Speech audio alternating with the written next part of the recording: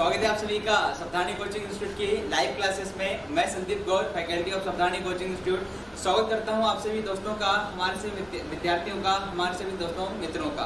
दोस्तों, हिंदी की इस विशेष कक्षा में जैसे आप सभी जानते हैं कि हिंदी व्याकरण पढ़ने से पहले हम हिंदी साहित्य पर चर्चा करते हैं। मतलब हिंदी साहित्य या हिंदी लिटरेचर में किसी न किसी लेखक या कवि की रचनाएं हम हमेशा ही ट्रिक के माध्यम से लिखते आए हैं। तो उसी परंपरा को आगे बढ़ाते हुए आज हम सबसे पहले बात करेंगे हिंदी साहित्य पर। और हिंदी साहित्य में आज हम जिस लेखक की रचनाएं लिखने वाले हैं दोस्तों, बहुत ही प्रसिद्ध कवि आपके रहे हैं आधुनिक काल के, जिनका नाम है हजारी प्रसाद द्विवेदी। जी हाँ दोस्तों, आज हम बात करेंगे हजारी प्रसाद द्विवेदी से जुड़ी हुई वो समस्त रचनाएं जो आपकी परीक्षाओं में कई बार पूछी गई हैं। जी हाँ दोस्तों, यहाँ पर इस मंच से आज मैं आपको एक ऐसी ट्रिक बताने वाला हूँ जिससे आपको हजारी प्रसाद द्विवेदी की टोटल 23, जी हाँ दोस्तों 23 रचनाएं आपको नगद कैश याद होंगी, बिल्कुल इमीडिएट याद हो जाएंगी। अब हजारी प्रसाद द्विवेदी की रचनाएं पढ़ने से पहले उनके व्यक्तिगत जीवन से जो भी तथ्य आपकी परीक्षाओं में पूछे गए हैं या फिर आगामी भविष्य में होने वाली परीक्षाओं में पूछे जाने की संभावना है, हर एक बिंदु पर हम गहराई से चिंतन करेंगे, मनन करेंगे। तो हजारी प्रसाद द्विवेदी की सबसे पहले हम जन्म की बात करें तो द्विवेदी जी का जन्म हुआ था 19 अगस्त 1907 बलिया, जो कि आपका उत्तर प्रदेश में है। वहीं पर मृत्यु या निधन की बात करें तो 19 मई 1979 न्यू दिल्ली में इनका निधन हुआ था। मतलब 19 तारीख को ये आए थे और 19 तारीख को क्या आपके चले गए, ठीक है ना। अगले बात करें बचपन ग्राम। जी दोस्तों, ये सबसे महत्वपूर्ण तथ्य आपसे कई बार पूछा जा चुका है परीक्षाओं में, स्पेशली आपके स्कूल शिक्षा व्यवस्था परीक्षाओं में, संविदा शिक्षा की परीक्षाओं में भी आपसे पूछा गया है क्या कि हजारी प्रसाद द्विवेदी के बाल्यकाल का नाम क्या था या बचपन का नाम क्या था। तो आपको ध्यान में रखना है हजारी प्रसाद द्विवेदी के बचपन का नाम दोस्तों क्या आपका वैद्यनाथ द्विवेदी। जी हाँ दोस्तों, आपको याद रखना है हजारी प्रसाद द्विवेदी जी के बचपन का नाम क्या है, वैद्यनाथ द्विवेदी। अब बात करें कि हजारी प्रसाद द्विवेदी ने आपके हिंदी गद्य या पद्य की कौन कौन सी विधाओं पर काम किया है, मतलब कौन कौन सी विधाएं उन्होंने लिखी हैं। तो सबसे पहले आपको विधाएं में दिखाई दे रहा है उपन्यास। मतलब हजारी प्रसाद द्विवेदी ने बहुत से महत्वपूर्ण उपन्यास लिखे हैं। वहीं अगला बात करें निबंध, ये निबंधकार भी रहे हैं, कई इन्होंने निबंध भी लिखे हैं। और तीसरा लिखा है आलोचनाएं। जी हाँ दोस्तों, कई बार इन्होंने बहुत सारी आपकी आलोचनाएं भी लिखी हैं। पांचवा अंतिम पॉइंट दिया है काल। कई बार आपसे पूछ लिया जाता है कि हजारी प्रसाद द्विवेदी किस काल के प्रसिद्ध कवि थे। ऑप्शन दे दिए जाते हैं आपके आदिकाल, भक्ति काल, रीति काल और आधुनिक काल। तो हजारी प्रसाद द्विवेदी किस काल के कवि दोस्तों, आधुनिक काल के कवि आपके ये रहे हैं। अब बात करें हजारी प्रसाद द्विवेदी की, आपको जैसे पिक्चर डिस्प्ले स्क्रीन पर दिखाई दे रही है, तो हमने हजारी प्रसाद द्विवेदी से जुड़े हुए सभी महत्वपूर्ण तथ्य हमने देखे हैं, व्यक्तिगत जीवन पर वार्ता किए।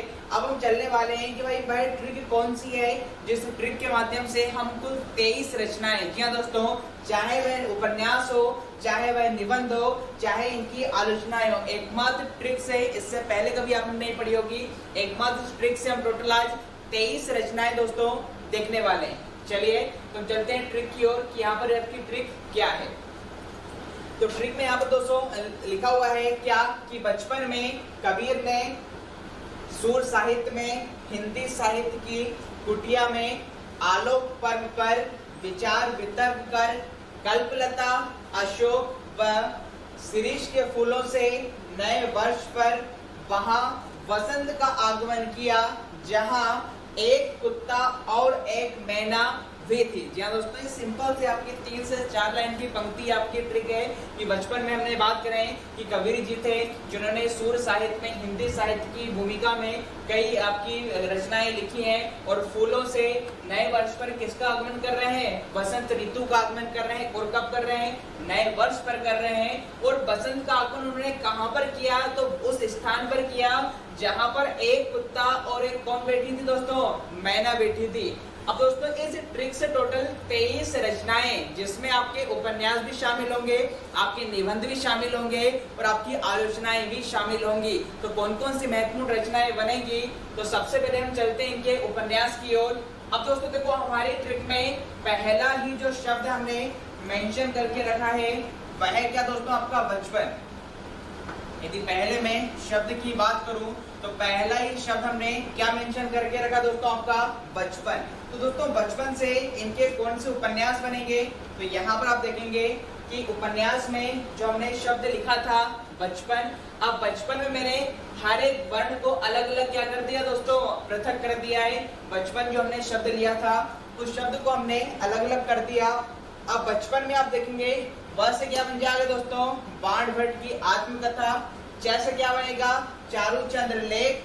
और ब से क्या बनेगा, पुनर्नवा। और न से क्या बनेगा दोस्तों, आपका अनाम दास का पोथा। इस प्रकार न को यहाँ से लेट करेंगे तो यहाँ पर आप देखेंगे कि बचपन शब्द से, जी दोस्तों एकमात्र बचपन शब्द से इनके चारों के चारों उपन्यास निकल कर आ गए हैं। और आपकी कई बार स्कूल व्याख्याता परीक्षाओं में पूछा गया है क्या कि बाण भट्ट की आत्मकथा किसकी प्रसिद्ध रचना है, या फिर आपसे कई बार ये भी पूछा गया है कि अनाम दास का पोथा, अनाम दास का पोथा ये किसका उपन्यास है। तो बस आपको बचपन शब्द याद रखना है और बचपन से आपको हर एक वर्ण से आपको याद रख लेना है दोस्तों। इस प्रकार से यहाँ पर लिखा है कि व से बाण भट्ट की आत्मकथा, दूसरा च से चारूचंद्र लेख, और प से पुनर्नवा, और न से क्या बन जाएगा दोस्तों, आपका अनाम दास का पोथा। तो आई होप आपको एकमात्र शब्द याद रखना है बचपन, और बचपन से इनके चारों के चारों नॉवेल या चारों के चारों उपन्यास आप आसानी से याद कर सकते हैं। चलिए अगले चलते हैं हम।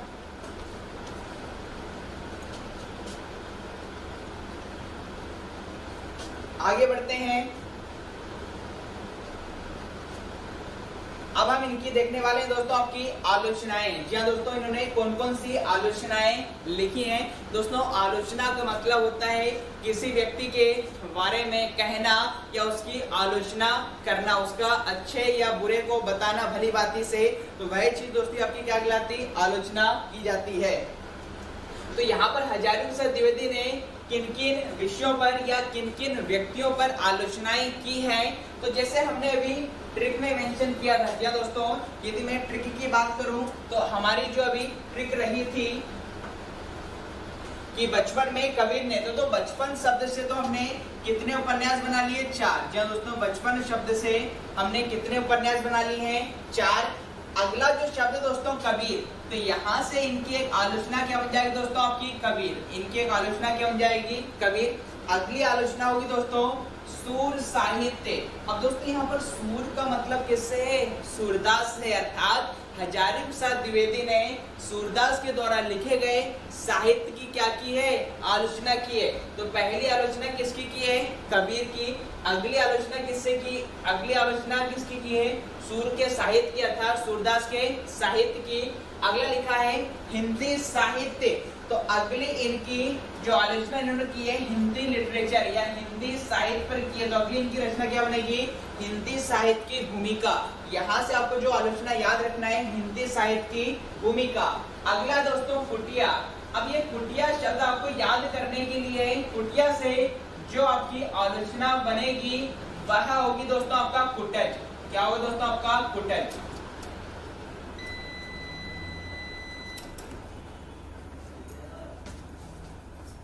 क्या दिक्कत है यार। चलिए, तो यहाँ पर अभी हमने हजारी प्रसाद द्विवेदी के द्वारा लिखे गए 4 प्रमुख हमने उपन्यास पर वार्ता किए। अब हम देखने वाले दोस्तों की इन्होंने कौन कौन सी आलोचनाएं लिखी हैं। पहले तो मैं आपको बता दूं कि आलोचना क्या होता है। हो सकता है आप में से कई के दिमाग में ये बात चल रही होगी कि सर ये आलोचना क्या होती है। तो दोस्तों आलोचना का दूसरा नाम होता है समालोचना। जी हाँ दोस्तों, आलोचना को ही समालोचना कहा जाता है और हजारी प्रसाद द्विवेदी एक अच्छे आलोचक माने जाते हैं। दोस्तों आलोचना का मतलब होता है किसी भी साहित्यिक रचना को अच्छी तरह से देखना या परखना, और अच्छी तरीके से देखने परखने के बाद उसका विश्लेषण करना, अर्थात उस विषय या उस व्यक्ति के गुण दोषों का वर्णन करना या गुण दोषों का विवेचन करना ही दोस्तों क्या कहलाता है, समालोचना या आलोचना कहलाता है। ठीक है ना। तो आप ध्यान में रखेंगे कि आलोचना का मतलब होता है, यदि शाब्दिक अर्थ की बात करें कि किसी भी साहित्यिक रचना को अच्छी तरीके से देखना और परखना, और फिर आलोचना का जो मुख्य उद्देश्य होता है वह यह होता है कि यदि किसी भी लेखक के द्वारा कोई रचना लिखी गई है तो उसको लेखक क्या करेगा, अच्छे से देखेगा, परखेगा और फिर उस व्यक्ति के द्वारा लिखी गई उस कृति के गुणों का भी वर्णन करेगा, दोषों का भी वर्णन करेगा। अर्थात अच्छी तरीके से देख परख कर की गई रचना ही दोस्तों क्या कहलाती है, आलोचना कहलाती है। और आलोचना को दोस्तों समालोचना कहा जाता है। अब दोस्तों हजारी प्रसाद द्विवेदी ने कौन कौन सी आलोचनाएं लिखी है, मतलब किन किन विषयों पर आलोचनाएं की है या किन किन व्यक्तियों पर आलोचनाएं की है, हर एक हम आलोचना को यहाँ पर गहराई से देखेंगे। चलिए, तो हमने जो अभी ट्रिक लिखी थी दोस्तों हजारी प्रसाद द्विवेदी की, जो हमारी ट्रिक थी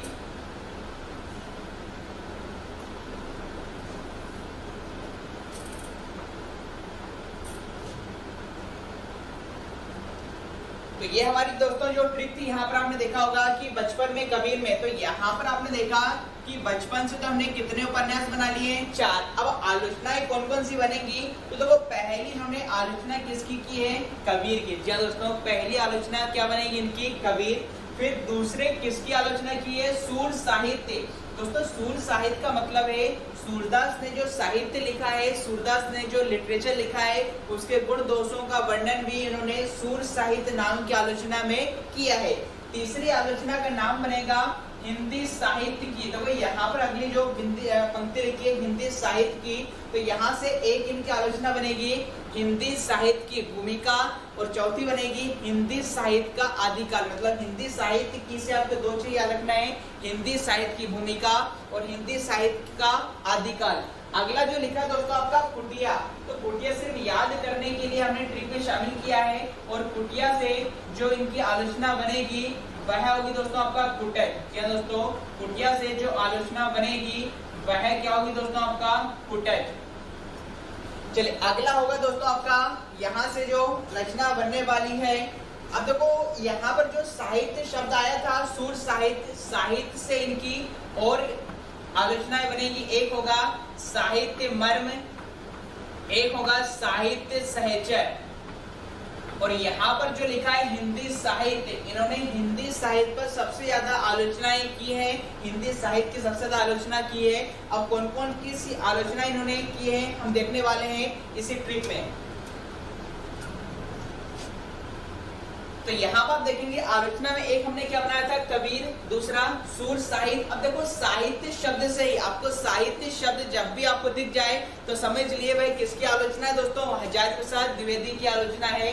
तो साहित्य से तीसरा बन जाएगा हिंदी साहित्य की भूमिका, चौथा बनेगा हिंदी साहित्य का आदिकाल, पांचवा होगा साहित्य का मर्म, छठवा होगा साहित्य सहचर, और 7वें नंबर पे होगा आधुनिक हिंदी साहित्य पर विचार, और लास्ट है हिंदी साहित्य का उद्भव और विकास। इस प्रकार से आप देखेंगे कि हमने जो ट्रिक ली थी उसमें जो साहित्य शब्द जहां जहां भी आया है, तो साहित्य से टोटल आपकी इतनी सारी आलोचनाएं बनी हैं, एक मत किसको छोड़कर, कबीर को छोड़कर। कबीर की उन्होंने आलोचना की है, कबीर के गुण दोषों का वर्णन कबीर नामक आलोचना में किया है। बाकी जितनी भी आलोचनाएं की है इन्होंने हिंदी लिटरेचर पे की है, हिंदी साहित्य पर की है। चलिए अगला हम बात करें दोस्तों इनके निबंध की, इनके कौन कौन से निबंध बनेंगे वह देखिए दोस्तों। तो पहले मैं ट्रिक की ओर आपको ले जा रहा हूँ। देखो इनके निबंध कौन कौन से बनेंगे, अभी तक हम इनकी उपन्यास देख चुके हैं 4, उसके बाद 8 में आपको आलोचनाएं बता चुका हूँ, 8 4 12 रचनाएं हो चुकी हैं। अब बच्ची जितनी भी रचनाएं आपकी तो वह सारे के सारे निबंध है। अब निबंध कौन कौन से हैं, पहला बनेगा इनका निबंध आलोक पर्व। जी हाँ दोस्तों, आलोक का मतलब क्या होता है दोस्तों, मुझे कमेंट बॉक्स में बताइए, क्योंकि कई बार इसका विलोम आपसे पूछा गया है। चलिए दोस्तों, यहाँ पर अभी हमने दोस्तों इनके बचपन शब्द से हमने इनके अभी उपन्यास देखे थे, फिर उसका हमने आलोचनाएं देखी। अब हम देखने वाला है तीसरी की इस ट्रिक के माध्यम से हम हजारी प्रसाद द्विवेदी के द्वारा लिखे गए निबंधों को कैसे याद रख सकते हैं। तो जी हाँ दोस्तों, निबंधों की बात करें तो यहाँ पर आलोक पर्व से, यहाँ पर आलोक पर्व से इनका पहला निबंध बनेगा आलोक पर्व। कई बार आपसे पूछा गया है कि कि आलोक पर्व किसका प्रसिद्ध निबंध है। जी हाँ दोस्तों, स्कूल व्याख्याता परीक्षाओं में तो स्पेशली कई बार पूछा गया है आपका आलोक पर्व। और मुझे कमेंट बॉक्स में बताइए कि आलोक का मतलब क्या होता है दोस्तों, क्योंकि कई बार आपकी परीक्षा में पूछ लिया जाता है कि आलोक शब्द का विलोम शब्द बताइए।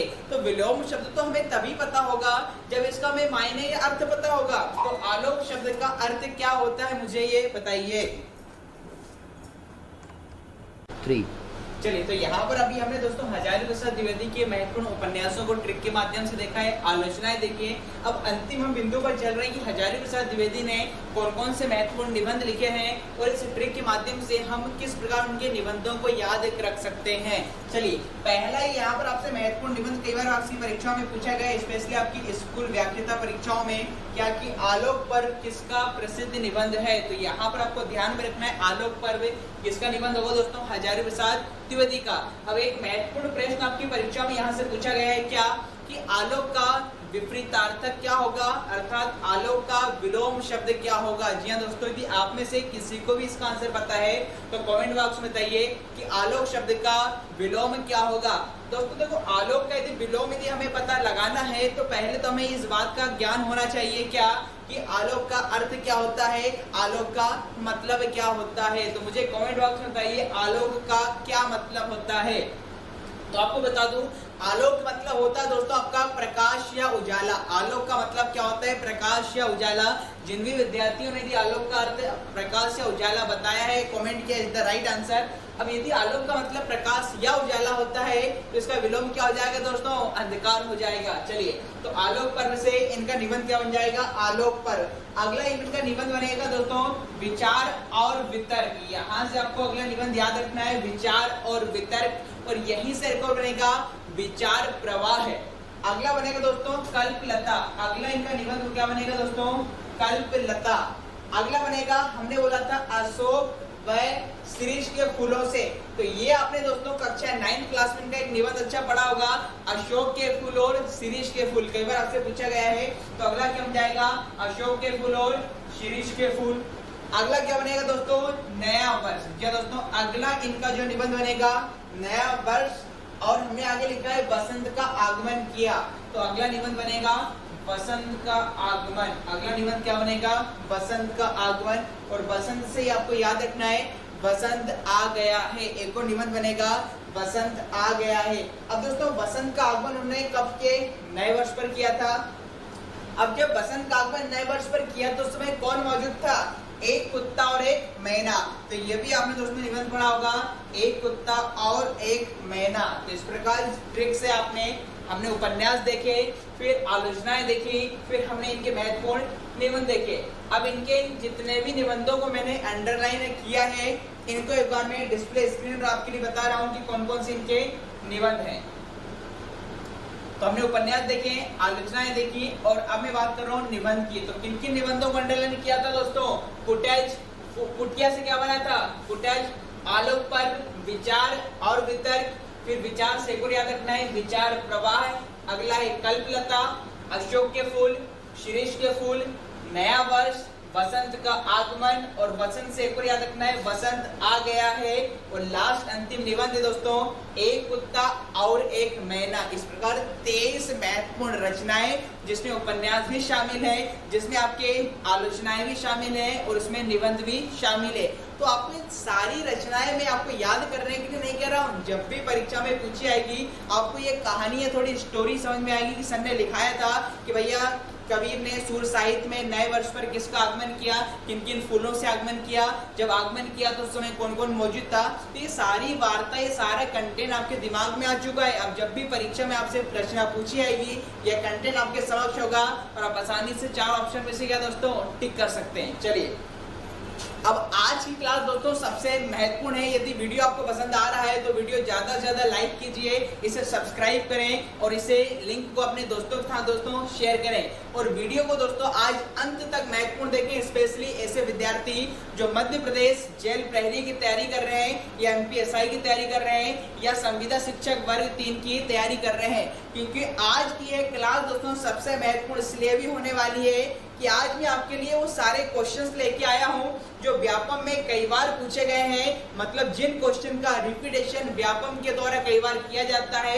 और एक जो क्वेश्चन मैं आज बताने वाला हूं ये भ्रमित कर देने वाले क्वेश्चन है, अर्थात हम यदि रट के चले जाते हैं तो परीक्षा में हम भूल जाते हैं। अर्थात ये जो प्रश्न आज मैं आपको बताने वाला हूं ये ट्रिक के माध्यम से बताऊंगा दोस्तों, इसलिए वीडियो को लगातार अंत तक जरूर देखें। आज मैं आपको जो ट्रिक्स बताने वाला हूं इससे पहले कभी आपने नहीं पढ़ी होगी दोस्तों, इतिहास में पहली बार बहुत ही गजब का कॉन्सेप्ट आपको मैं बताऊंगा, तो वीडियो को अंत तक जरूर देखें। चलिए, तो हिंदी साहित्य के बाद अब हम चर्चा करने वाले हैं दोस्तों आपके हिंदी व्याकरण की। जी दोस्तों, हिंदी साहित्य पर चर्चा करने के बाद हम प्रारंभ कर रहे हैं हिंदी व्याकरण। और टारगेट जैसा लिखा हुआ है जेल प्रेरी की वैकेंसी आई हुई है, तो उसके अकॉर्डिंग मैं आपके लिए आज क्वेश्चन लेके आया हूँ। एमपीटीटी की जो तैयारी कर रहे हैं संविदा वाले हमारे सारे विद्यार्थी, उनके लिए महत्वपूर्ण है। एमपीएसआई का और सीटेट का, इन सभी परीक्षाओं को कवर करते हुए हम आपके लिए क्वेश्चन लेके आए हैं।